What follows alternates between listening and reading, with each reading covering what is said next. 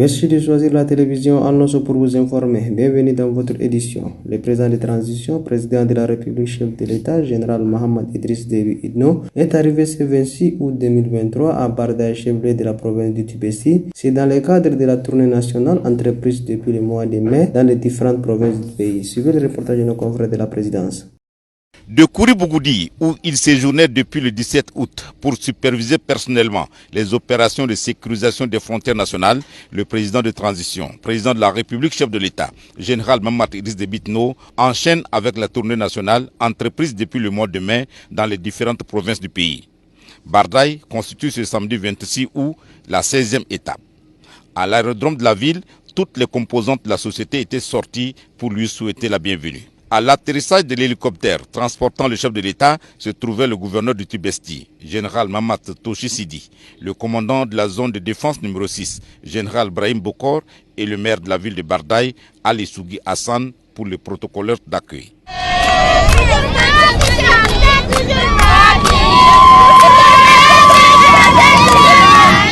Après cet instant plein de solennité, le chef de l'État, chef suprême des armées, est invité à passer en revue un détachement des forces de défense et de sécurité qui l'attendait pour les honneurs militaires. La communion avec ses frères d'armes terminée, le président de la République vient à la rencontre des personnalités composées des membres du gouvernement, des conseillers à la présidence de la République, des conseillers nationaux, les autorités administratives civiles et militaires, ainsi que les notables de la province ayant fait le déplacement de l'aérodrome pour des échanges de poignées de main. Ces moments forts de l'accueil du chef de l'État, général Mohamed Idriss Déby Itno, à l'aérodrome de Bardaï sont ponctués par des you-you et applaudissements du public. C'est ensuite que le cortège présidentiel prend la direction du centre-ville. Le trajet est parsemé de groupes de personnes qui acclamaient le cortège du chef de l'État jusqu'à la résidence du gouverneur.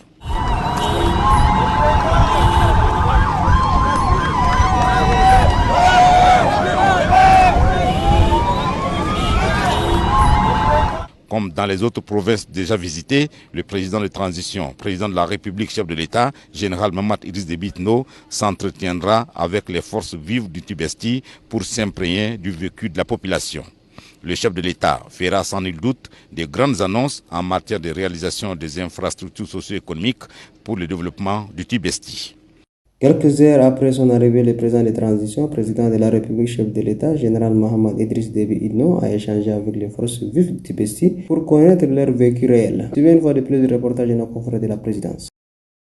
Le président de transition, président de la République, chef de l'État, qui veut élever le Tchad au rang des pays prospères, a choisi pour méthode de gouvernance l'inclusion et la concertation permanente et sans filtre avec ses concitoyens. D'où le sens de sa tournée dans les différentes provinces du pays. À Bardaï, le chef de l'État, général Mohamed Idriss Déby Itno, a convié les forces vives pour des échanges sur les enjeux socio-économiques ainsi que les valeurs citoyennes à adopter par chaque citoyen pour impulser le développement socio-économique. Le gouverneur du Tibesti, général Mamat Toshi Sidi, à qui les forces vives ont confié les charges d'exprimer au chef de l'État leurs préoccupations, a d'abord exprimé la gratitude de la population avant d'égrener un chapelet de doléances qui se résume en manque d'infrastructures socio-économiques pour permettre au Tibesti de développer son potentiel. La population de Bardaï en particulier et celle de l'ensemble de la province se dit satisfait de votre visite et vous remercie par ma voix. Elle se dit déterminée à vous soutenir et demande aussi votre soutien pour booster le développement de la province. En réponse à ces préoccupations, le président de transition a annoncé un ambitieux projet de développement comprenant la construction de nombreuses infrastructures qui transformeront le visage du Tibesti. Le développement de la province passe par le développement de son réseau routier. C'est pourquoi le projet de l'aménagement et d'entretien de la route Zoarké-Bardaï, long de 200 km, vient d'être approuvé. De même, les chantiers des infrastructures scolaires, socio-sanitaires et administratifs en arrêt seront relancés après un audit qui détermina les manquements qui ont conduit à l'arrêt des travaux. L'offre de services de santé constitue un défi exaltant à relever par le gouvernement. Bien que beaucoup d'efforts ont été consentis en matière de la couverture sanitaire au niveau national, les Tibétis demeurent à la traîne et appellent à une action urgente.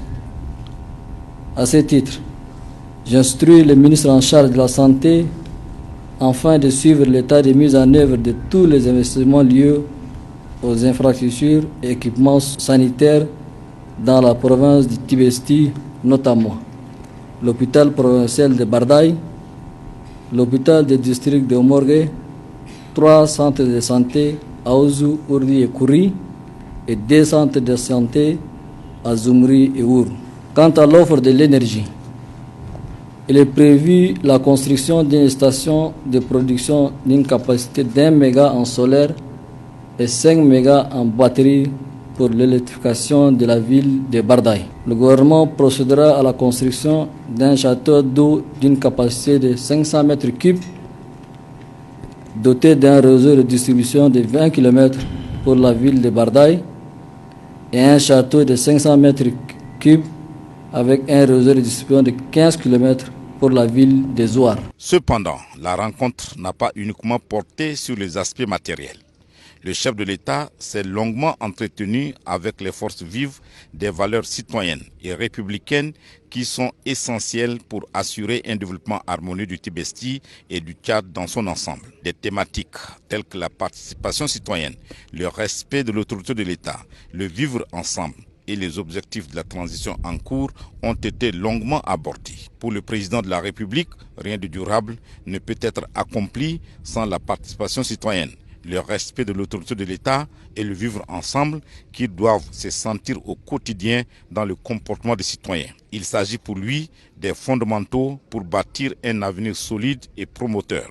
Cette rencontre avec les forces vives du Tibesti démontre une fois de plus l'engagement et la détermination du chef de l'État, général Mahamat Idriss Déby Itno, à faire du Tchad un pays prospère. Et c'est un sentiment d'optimisme qui se lit sur le visage de la population quant à l'avenir, inspiré par les paroles et les promesses du chef de l'État.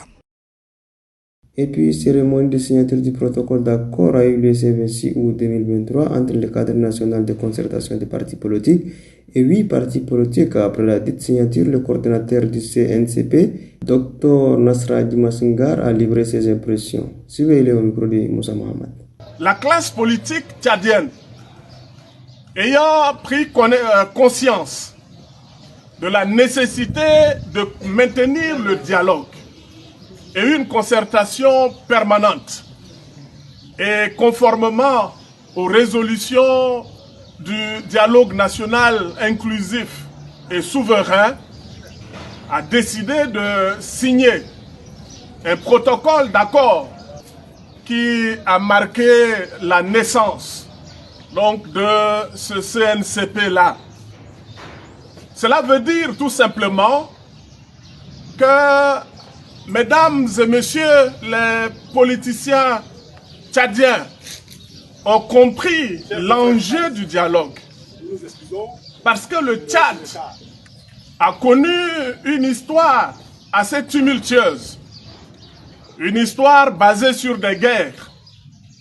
Une histoire basée sur le rejet de l'autre. Et partout, les gens pensent que des Tchadiens sont des femmes et des hommes violents, ce qui n'est pas toujours vrai.